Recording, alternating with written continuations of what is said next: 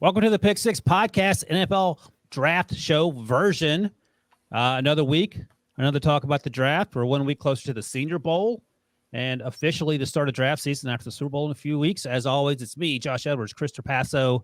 And first things first, please subscribe on YouTube, youtube.com/pick6. You can like, you can comment, of course, hit the bell to get the notifications every time we go live. That'll happen during the playoffs and the Super Bowl, certainly with off seasons comings and goings. We did a coaches hired and fired live show the other day. We did a conversation about Sean Payton's sort of out of nowhere decision to step away for a little bit. And as we go through this process and free agency, there'll be a lot more live shows. Also, if you're listening on Spotify, please leave us a 5-star rating. It would make Debo, the producer, very happy. All right, guys, we're another week along in the draft process. I saw a tweet, and I don't think it's completely accurate because I know how many mock drafts I've done, but Josh Edwards was leading among me, Josh, and Traps. I think he has 26 unofficially. I have 23. I think Traps also had 23. So, Josh, I'll start. When are you sneaking in these extra mock drafts? Yeah, I was wondering the same thing when I saw that. I don't have beating us. I don't have a clue. It's not like I'm going to the editors like, put more mock drafts on my plate. That conversation has not been had. So I don't know when I snuck in a few. It might have been there were a few times like maybe after a trade or something like that. The editors would say, hey, do you want to update your mock draft from a couple of days ago? Maybe that was something that came into play, but it's not like I was doing 32 new picks those additional 3 times because I would not have requested that for sure. And by the way, so we're a combined 75-ish mock drafts in. I think Daniel Jeremiah is on version 1. Bucky Brooks is on version 1. Mel Kiper might be on version 2. He and Todd McShay. I think Dane Brugler's was on version 2. So to give you some indication of how things stack up depending on where you're working, what your boss is like of you. Yeah, so if you like mock drafts, you're the right place because you're going to get one each and every week, 3 different ways. And actually, the mock draft crew will expand once Pete Prisco does his 2, so that's something to look forward to as well. And I think a few other guys end up doing them. Doesn't Brinson do one late in the process? He does like one the very day last before the draft. Yeah, he gets the easy route. And by that point, he knows pretty much what every team's going to do. He can't name half the players going in the first round, but he actually ends up doing pretty well, which is the most Brinson thing ever.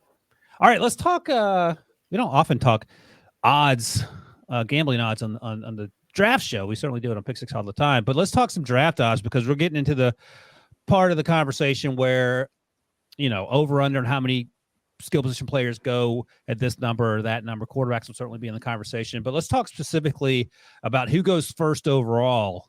And no surprise, Aiden Hutchinson is at plus 160, followed by Kayvon Thibodeau at plus 200. And those guys have gone back and forth pretty much throughout the fall. And now that we get into the new year here, Evan Neal has routinely been a favorite at the top of the draft. And I think some folks have him going number 1, even as recently as the last month or so. And I get that because Jacksonville has the first overall pick, and Jacksonville doesn't need edge rushers. They need offensive linemen, specifically tackles.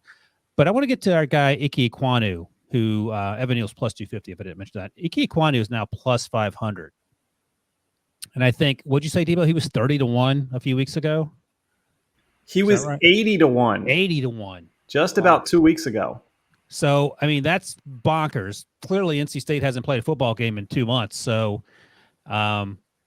Vegas is sort of figuring out that the draft folks are on Ike Ekwonu, and that will affect the folks who end up, betting their hard-earned money on that. Traps, I'll start with you. Is there a chance Ike Ekwonu is the first overall pick? And how do you like these 5-1 odds? Certainly you would like 80-1 odds, but here we are.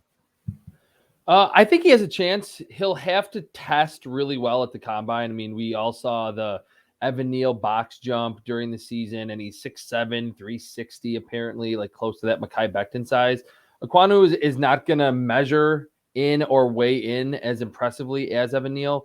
But if he has a Tristan Wirfs-esque workout, which I don't think is out of the realm of possibility in terms of, a 40-yard dash that's really good, 3-cone drill, vertical, and just proves himself as this kind of compact but high-end athlete, I think that is where the really good value is because it's an offensive tackle. The Jaguars need that, whoever's calling the shots there in April for the Jaguars, I think have to kind of gravitate toward offensive tackle. That if it's your first draft as a head coach and you're picking another edge rusher after witnessing what happened to Trevor Lawrence, how often he got hit and how disappointing his rookie season is, you're kind of getting off to the wrong foot as a new head coach. So I think that's why Evan Neal has pretty good odds, and that's why we've probably seen Ekwonu, your guy, Ryan, that you talked about way before anyone else. This is like your Mac Jones 2.0, that you were telling people Mac Jones was going to be a first-round pick. Like, I was listening to this podcast last year. I'm like, Mac Jones is not going to go in the first round, and he ultimately does. So I think maybe Vegas started to listen to the Pick Six podcast and said, hey, Ryan Wilson was on Mac Jones early. He's on this random NC State offensive tackle, so let's move these odds up from 80-1 down to where they are today. Yeah, let's hope that's not what Vegas is doing in order to. But you mentioned that's my theory. That's my theory. Okay, you mentioned Tristan Wirfs, and that's actually it brings me back to this. Tristan Wirfs was the fourth tackle taken in that draft class in 2020 after Andrew Thomas, Jedrick Wills, Mekhi Becton. You mentioned Mekhi Becton just a moment ago. Mekhi Becton has struggled with injuries. I think when he's healthy, he's pretty good, Josh, but he hasn't been able to stay on the field. But I think you would argue if you're doing a redraft, and you know Jedrick Wills better than the rest of us because he plays for the Browns. He's also had some injury issues this year, and I like him a lot. But I feel like Tristan Wirfs is probably the first tackle off the board, not just because he's athletic. He's a really good football player. But in terms of Icky, how do you feel about him as potentially being tackle one, and then the chances that he ends up going first overall to the Jags? Yeah, I think it's certainly a possibility that he could be the first offensive lineman taken, tackle if you want to be more specific. I've said that I just don't see a number one overall prospect in this class, which kind of means that it's more up in the air than typical years. Jacksonville has a couple of edge rushers that they've invested in over the past 5 years. So maybe they do want to go to the offensive side of the ball, specifically to protect Trevor Lawrence. I mean, that's got to be the most crucial objective for this organization this offseason. Obviously, Trent Baalke, the general manager, is returning. They will have a new head coach, so maybe that'll give us some kind of a indication into what they're thinking is once they make that decision. But I could absolutely see, 5 different players being the number one overall pick in this draft class, because I don't think anybody has asserted themselves as that top overall recruit. So, is Ekwonu the top tackle in this class? I think he's certainly worthy of the conversation, just as Mississippi State's Charles Cross or Alabama's Evan Neal. I don't think he fits in, quite as well as that lauded class that you just mentioned. I think he would have been, a little bit down the board, but still a fantastic player and a guy that deserves this early consideration. Any concern at all? I'll ask you, Josh, and then perhaps you can certainly follow that. It sounds like Byron Leftwich is going to be the new coach in Jacksonville. That's great news, I think. But any concern at all that they don't have a head coach?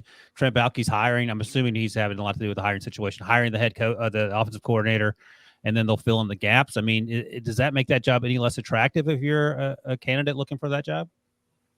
Yeah, absolutely, because it looks like he's been, working behind the scenes to gain this power struggle, within the organization, and it's nothing new. I mean, it's happened in San Francisco and other places in the past. So there has to be a little bit of concern that, maybe if you decide to take that job, your general manager is not necessarily working with you, but, trying to protect his own head at the end of the day.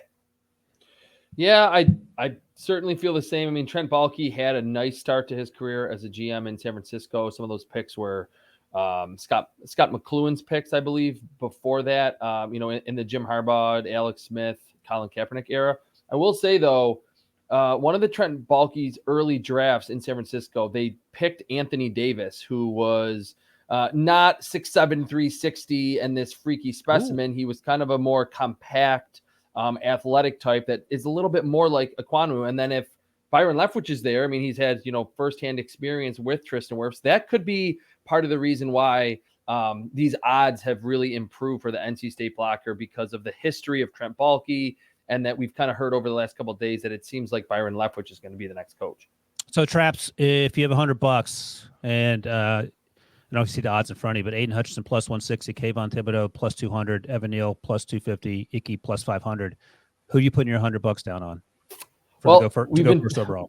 We've been talking about Ekwonu, but I still would probably think the best value is Evan Neal, because I think the Alabama pedigree, although I will say his film in 2021 was not as good as it was in 2020. Like, he had an opportunity to like lock himself in, especially now with the Jaguars at number 1, to be like the locked in number 1 pick. They need an offensive tackle. He's at Alabama. He's long. His film is not that great. It's not, like Josh said, someone that you feel really great about being a number 1 overall prospect. But I still think because he is from Alabama, he's long. The athleticism is probably going to be there. He's going to test really well for his size. And because the Jaguars need a tackle, I think that's the best value, because he's the third best odds at plus 250. I would still go Evan Neal with $100. What do you think, Josh? So I'm going to put 50 on Kayvon Thibodeau, and I'm going to put 50 on the field. Because, you want to double dip a little bit, maybe get that long shot, whether it's, Mississippi State's Charles Cross. I don't think they would take a cornerback because they did invest in Shaq Griffin, and then they picked at first overall. Campbell. Yeah, I don't think they would because of that. But wow, I didn't know that was even in the conversation. Are you just saying that? Well, that's like. No, I don't think it's in the conversation. Okay. I think he's got that type of talent that maybe would warrant that consideration for another team. I just think there's better options for Jacksonville specifically. So, if there was a team that needed a cornerback at top of the draft class, I think Stingley would absolutely be in that conversation. Okay, 10-second answer. Start with you, Josh.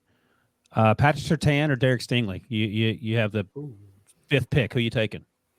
I'm taking Surtain. Me too. I'm with you. Because he has been the most consistent. Stingley just, has been injured or inconsistent the last couple of years. What about you, Traps? I'll pick Stingley. I think Stingley gives you more athleticism, more twitch. I think Patrick Surtain in a straight line is more impressive. They're both similarly sized or bigger outside corners. And when he's healthy at his peak, I think Stingley plays the football better in the air. That Patrick Surtain, I remember having a lot of those plays over the top where he kind of looked confused when the ball was in the air. So they're both high-end prospects. You're still getting a top starter at the cornerback spot, but I would lean a little bit toward Derek Stingley. All right, fair enough. I mean, we don't – at the end of the day, the dirty little secret is we don't know what we're talking about. I mean, if you go back to that 2019 Alabama LSU tape where Jamar Chase is just absolutely abusing Trevon Diggs, Diggs had 400 interceptions this year. I know he struggled at times on the other stuff, but you just don't know. You have no idea. You can only go on what you've seen based on what you've seen prior to that and try to project how these kids are going to be. But who am I to say whether Stingley or Surtain is going to be better? I didn't love Surtain coming out. I didn't love him either. I think I had him behind J.C. Horn and Caleb Farley, but he had a pretty good rookie season. So again, you don't really know. And by the way, when you look like that, you're probably going to be pretty good at something. All right, Senior Bowl's this week.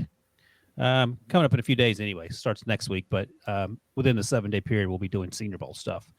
So, Traps, I'll start with you. I think the easy question is quarterbacks, but what will you be looking for? Could be quarterbacks, could be something else. What are you most interested to see how it unfolds after 3 days of practice? I'm really excited about the tight end group. This class in general, and it feels like, unless I'm completely forgetting someone, it seems like all the best tight ends in this class will be in Mobile for the Senior Bowl. Like Charlie Kolar from Iowa State, Jeremy Ruckert, who's a great 3-down blocker / receiver from Ohio State, Trey McBride, who had over 1,000 yards at Colorado State this past year, Isaiah Likely, who is this kind of H-back underneath yards after the catch type of player at the tight end spot from Coastal Carolina. It's a really deep tight end class. And again, I just feel like all the best ones are there during the week in practice, seeing them, in those one-on-one drills against linebackers, even when they have to face safeties, like how well are they separating? Are they using their bodies well? Even Cole Turner from Nevada is another one that plays above the rim, great in those contested catch situations for your boy Carson Strong over the past couple of years. I think the tight end group, and we've kind of seen that there's been more of a shift in the NFL toward this upper echelon group that it's Rob Gronkowski still playing well. You have Darren Waller recently. Mark Andrews entered the conversation. There's a nice group of athletic pass catching tight ends. I'm not saying we're going to see the next Travis Kelce and the next Mark Andrews in this draft class, but it's probably the best tight end group that we've had in 3 or 4 draft classes, and they're all going to be at the Senior Bowl. Well, to your point, a few years ago, Harrison Bryant was at I think he was at the Senior Bowl. He was certainly at the Combine. Yeah. Incredibly athletic. I think he went in the 4th round to Josh's Browns. He's a pretty good player, wouldn't you say, Josh? Yeah, absolutely. Yeah, I love his game. He had a lot of drops his final year with Lane Kiffin, and we asked him about that at the Combine, I remember, and he just said they were focus drops. I don't think he's struggled with that now that he's been in the NFL. But these athletic tight ends are becoming more and more prevalent. So I just watched Trey McBride last week, and I was blown away. He's good, man. He's really good. He could go in the first round. How much fun! I had him going in the first round finally, Yep. And it looks dopey because it was right after Mel had McBride going in the first round. And I get it, whatever, it happens. I had him going to the Buccaneers, I believe, because Gronk's on the last year of his deal, and this was before Tom Brady was sort of waffling on whether he's going to return or not. But he will block you into the stands, and then he gets open regularly. I don't want to call him baby Gronk. He reminds me of a better version of Vance McDonald in terms of the way he's built. And then he's just crushing guys. And I'm with you on Isaiah Likely. He's only 240. That's what he's listed at. He will also block you into the stands. He plays with an edge. Greg Dulcich is another guy at UCLA who's a fun guy to watch. Our guy Brian Tully, the producer for CBS Sports HQ, who is a big Ohio State guy, loves Ruckert. He says Ruckert's going to be a much more versatile player in the NFL than he is at Ohio State, just because he wasn't used for much other than, again, blocking folks. So this blocking class feels pretty deep. Grant Calcaterra is going to be there, retired after Oklahoma State, transferred to SMU. He's more of a downfield guy. I'm with you on the tight end class. That's a good call. What do you think, Josh? What are you going to be most interested in seeing? Yeah, I love the tight end class too. I think Baby Gronk may be in one of the next 2 classes with either Notre Dame's Michael Mayer or Georgia's Brock Bowers, who look sensational this year. I think both those guys are going to be fantastic prospects. But focusing on this class, I'm excited to see this offensive tackle group, this offensive line class that is headed to the Senior Bowl, because it's a lot of small school guys that are going to have an opportunity to prove themselves against Power 5 competition. So you've got Matt Waletzko from North Dakota. You've got Trevor Penning from Northern Iowa. You've got Dylan Parham. You've got Cole Strange, Nick Zakelich from Fordham.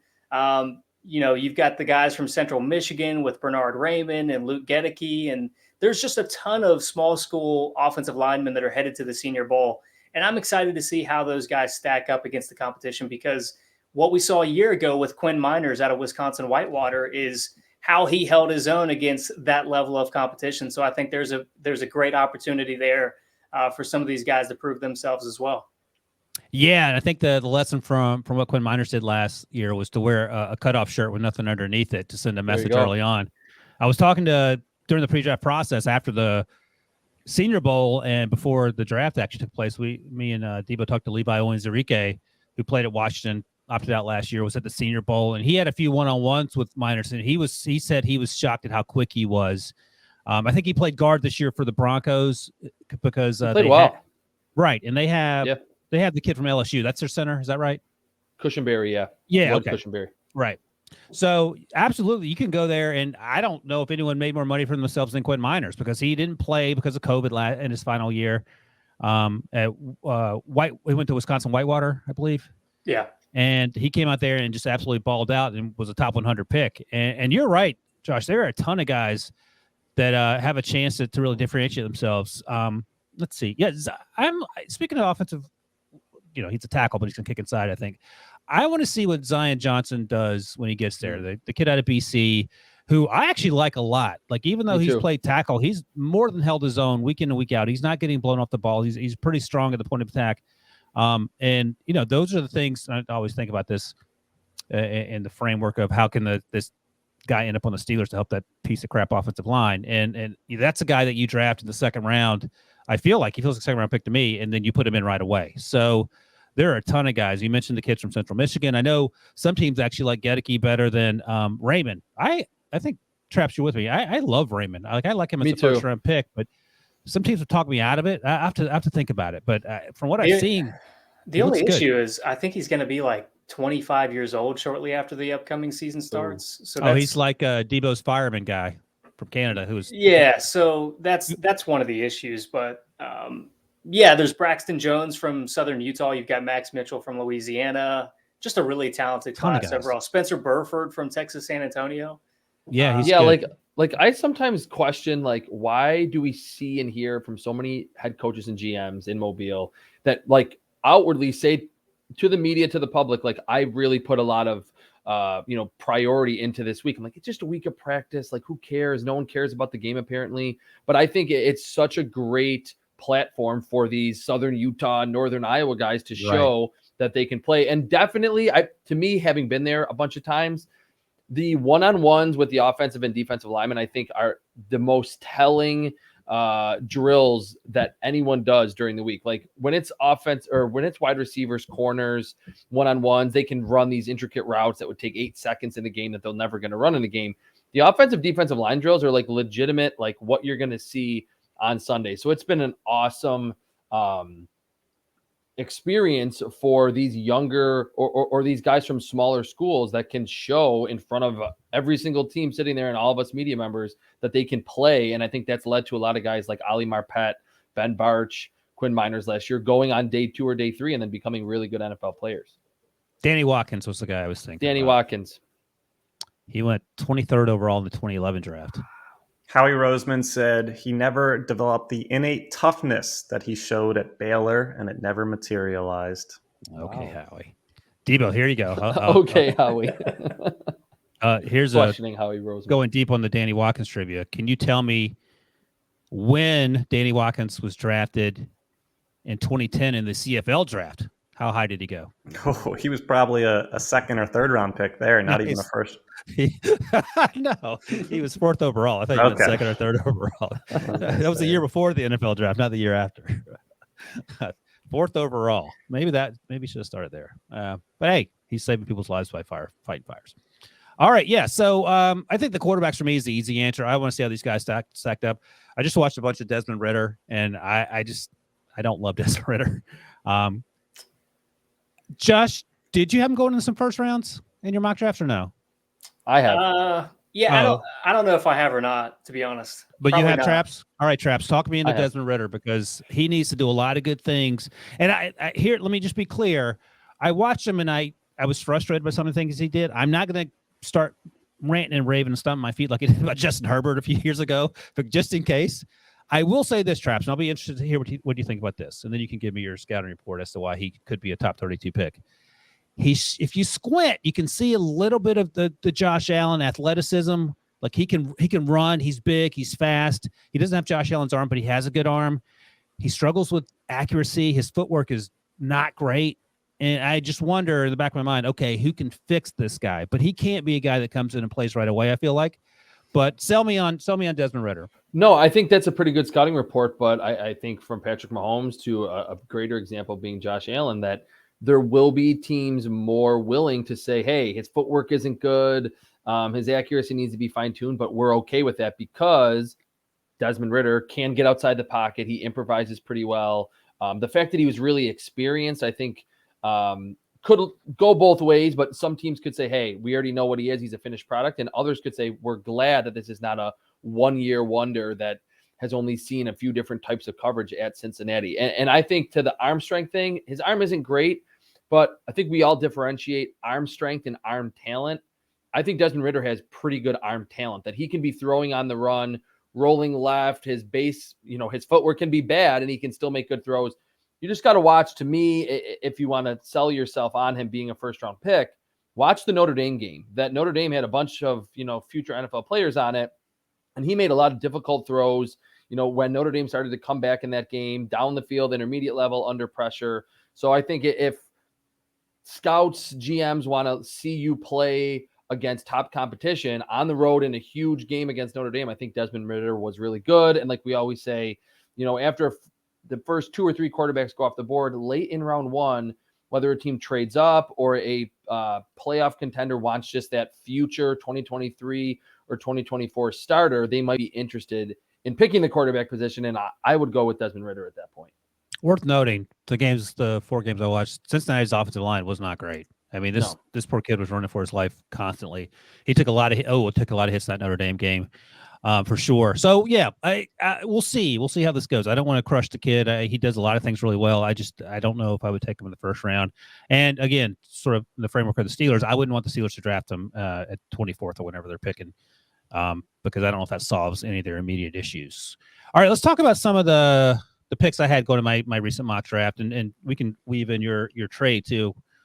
Traps want to hear about that, but let's start with pick number 25. I hate to bring up the Bills the way they lost. That's I live a couple hours from Traps. I'm surrounded by Bills fans, and they're all great people, and you just you feel bad for that group.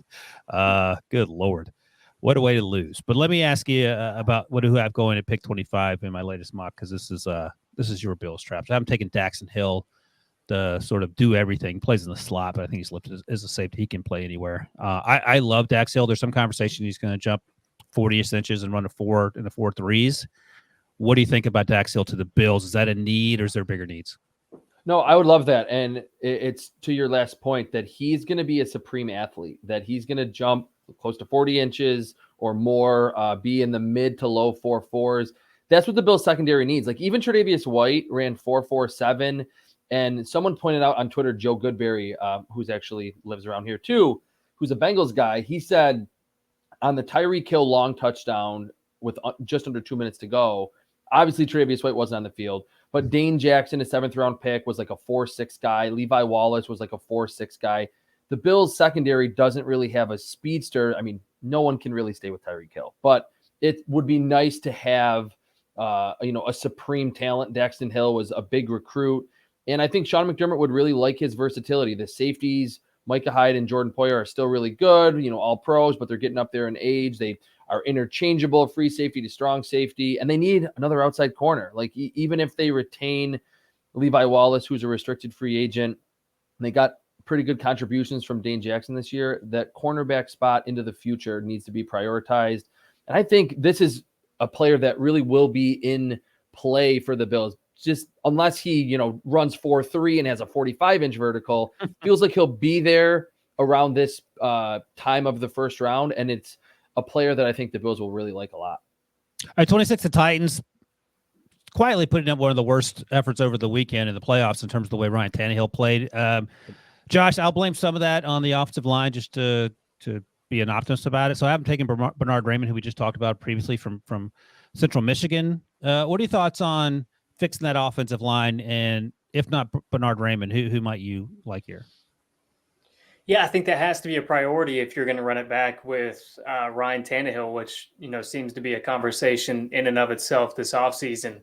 Raymond, we talked about him a little bit earlier, headed to the Senior Bowl.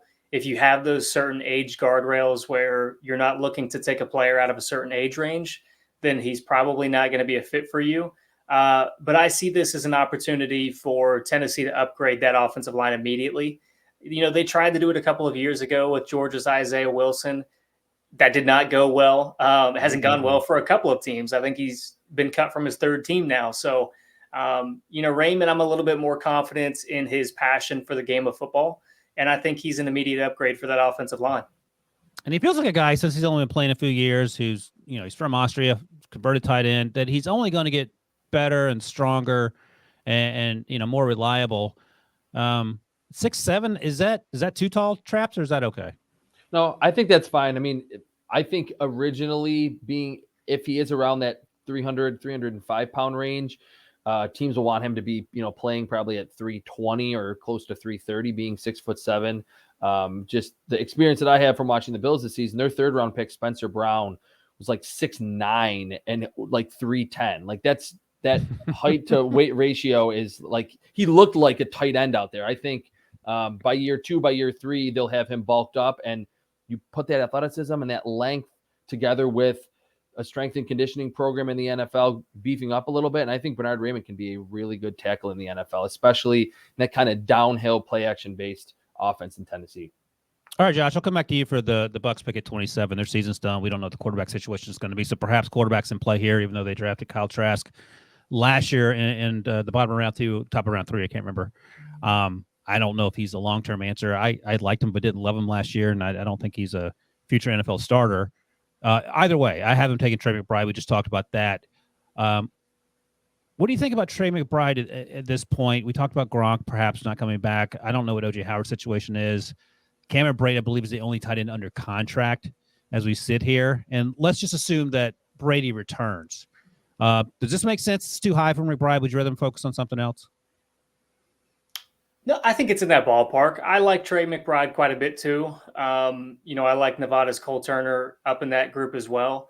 But Trey McBride is, he's a Mackey Award winner, which is given to the nation's best tight end. He's a fantastic pass catcher. He's a better blocker than probably what he's given credit for. So that's an immediate day one contributor for this franchise. Tampa Bay is a dartboard team in the sense that they could go in any number of directions. They could go cornerback. They could go interior defensive line. They could go wide receiver. They could go tight end, offensive line with what we saw, down the stretch this year. Quarterback, depending on what happens with Tom Brady. So literally this team could go in any number of directions. And I think Trey McBride is certainly a guy that, if Tom Brady comes back, would be a welcomed addition because of how much Tom Brady has valued the tight end position and how good of a player Trey McBride is. All right, Traps, rank these guys in terms of how you would draft them. Trey McBride, Cole Kmet, Pat Freiermuth. Oof. I would probably go McBride, Freiermuth, Kmet. I never really fully saw it with him, and he was the first tight end picked in the second round 2 years ago. I just think with McBride and even Freiermuth, you get a little bit more juice, a little bit more explosion underneath to turn a 5-yard slant into a 15 or 20-yard gain. I know Kmet's been pretty good in Chicago as like a possession guy, but I think those other two give you more dynamic ability as receivers. What do you think, Josh? Well, I think it's a very good conversation because I think I had all three of them in a similar rating range. Revisionist history a little bit, but I would probably still say I think I had it Kmet, McBride, and then Freiermuth. But again, it was a very tight range. Yeah, no, fair enough. And Freiermuth was fantastic, which you had firsthand experience to that this season. But he was fantastic when he was healthy. That's the thing. Like at Penn State, there's sometimes like okay, I get it, and other times, he flashed, but he was pretty consistently good. Scored a ton of touchdowns, but he obviously Roethlisberger relied on him, which says a lot for a rookie. He was. I wasn't crazy about taking a tight end in general as a second round pick, but he turned out to be a good choice. All right, pick 28, the Packers. Their season is somehow over. I guess they could draft only punters and kickers with this pick, but instead I haven't taken Chris Olave in the hopes, Traps, of luring Aaron Rodgers, keeping him in Green Bay, I should say. So give me your thoughts on Olave here, and then tell us what your trade was, because it involved the Packers, I believe. Yeah, Olave to Green Bay would make a ton of sense. I mean, it's kind of hard to peg right now. Like, to me, I think Aaron Rodgers is a goner. Like, there's no way he's going to return. If you tweet that out, you'll get Packers fans saying, "Oh, wait a minute, he's most likely going to return." I don't necessarily see that. We saw there was a reporter, at least I saw, that Jordan Schultz, I don't know who he's working for now, reported that Devontae Adams wants to kind of link up with Aaron Rodgers wherever he goes. If that happens, then he's working for Starbucks, by the way. Oh, okay. Yeah, you're right. He that they have to go receiver, and I like Chris Olave later in the first round. I think he's like a better version of Robert Woods in that he's a good route runner. He's lanky. He's not ridiculous after the catch. He's not going to jump 42 inches. He's not going to run 4.3, but he's very good tracking the football down the field. And because, like we've seen for a lot of these Ohio State wide receivers recently, he runs good routes, so he's going to get open. And if it is Aaron Rodgers, if it is Jordan Love, doesn't matter. If they re-sign Devontae Adams, if they don't, I think they have to prioritize, finally, wide receiver in the first round. I don't know if I've said this on this podcast before, but I say it all the time. Do you remember either of you the last time the Packers used a first-round pick on a wide receiver? Not in the Aaron Rodgers era. It's probably early 2000s. All right, I'll give you the year. If you guys give me the year, and then you'll win a Pick Six podcast sweatshirt that we will not mail to you under any circumstances. The year was 2002. They took a wide receiver. That's the last year. Oh wait, I know. I think I know. Wait a minute. No. Javon Walker. It is Javon Walker. You get the fake that does not exist Pick Six podcast. Debo, you need to mark this down. Send this part of the video to the powers that be in the merchandise department, because I want a Pick Six podcast sweatshirt bad. Yeah, I want to see how they react to see this video. Yeah, so it's been that long, 2002. Let's see. Kelly Holcomb was the quarterback for the Browns. Tommy Maddox was the quarterback for the Steelers. Who was the quarterback was it Johnson? No, it would have been maybe Drew Bledsoe? the first year of Bledsoe. Good Lord. Come on, Green Bay. Get it right. All right, Chris, tell us your trade in your most recent mock draft. So the trade is, and I only included the picks in the 2022 draft, obviously, for this mock. It was Aaron Rodgers going to Denver for Denver's first and second rounder this year, and then first and second round picks next year. Maybe even, throw in a third or a swap of day 3 picks, something like that.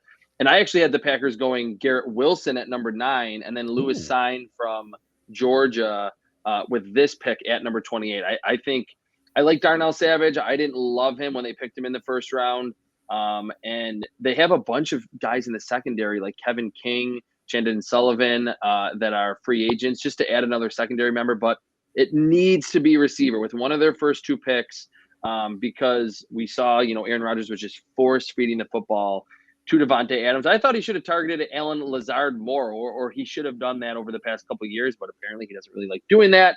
And if you move on to Jordan Love, he needs more than just Davante Adams at receiver. No, actually, I don't hate that. So every Wednesday I do radio in Baltimore with Bob Haney and Vinny Serrato, the former Washington general manager. And Vinny floated this idea today. I talked to him, and on the surface it sounds crazy, but then you're like, yeah, let's just for the sake of argument, maybe it's not so crazy. Josh, tell me what you think of this. So let's say you trade 3 first-rounders for Aaron Rodgers, which isn't inconceivable. Let's just say 3 first-rounders. And then you franchise Davante Adams, and then you trade him for, let's say, a first, and maybe you could probably get a first and a third or first and a fourth. I don't think that's unreasonable for Davante. Like, he's one of the best wide receivers in the NFL. So then you have 4 first-round picks and a third-rounder and Jordan Love. Does that at all interest you? And you get out from salary cap purgatory. Does it all interest you in a division where you have no idea who's going to win it anyway? I mean, if you're convinced that Aaron Rodgers is gone, then yeah, absolutely. I mean, you might as well take the whole franchise down with what we saw this year in the absence of Aaron Rodgers. That franchise has not looked the same without him on the field. So I would be very intrigued to do that and just start a complete rebuild. The alternative to that is, then do you try to get into the Deshaun Watson sweepstakes? And, still get one of those top caliber quarterbacks, assuming everything else checks out in return. What do you think of that trade, Traps? 4 first-rounders and a third-rounder for Aaron Rodgers, Davante Adams, and you start with Jordan Love and or whoever your quarterback might be that's not named Aaron Rodgers. That would be a huge haul to get if you're the Packers, but I kind of agree with Josh that if you're going to be done with the Aaron Rodgers and the Davante Adams chapter, then get as much as you can. And I think you would have to start Jordan Love. That if you made that controversial pick of Jordan Love 2 years ago, you can't say, hey, we've seen him in a few preseason games and one game in Arrowhead, and we're going to move on from him or try to trade him at this point. So I think the GM there, everyone, the powers that be in Green Bay, like if it's not Aaron Rodgers, I don't think it's going to be, it has to be Jordan Love. So you have to just start building around him. And I think it should be with Davante Adams in the mix, but if he's disgruntled too, then yeah, try to get 4 first-rounders from whoever you can, get to accept that trade and get receivers, get offensive linemen, and build the defense. To that end, it actually works out perfect because you have a full season of Jordan Love. So you say, okay, if he's not our guy, we enter the 2023 draft class with significant draft capital. We can go get Ohio State's CJ Stroud or Alabama's Bryce Young or whichever other quarterback pops onto the scene in the next year and a half. I think that's a very intriguing option if you move on from Aaron Rodgers. That's a good point, Josh. Love it. All right, that's all we got for this episode, the Pick Six Podcast, the NFL Draft Show. I think we'll be back next week. We'll figure it out. We'll let you know. Senior Bowl's going on, so we'll sort that out. But as always, thanks for joining us, and we'll talk soon.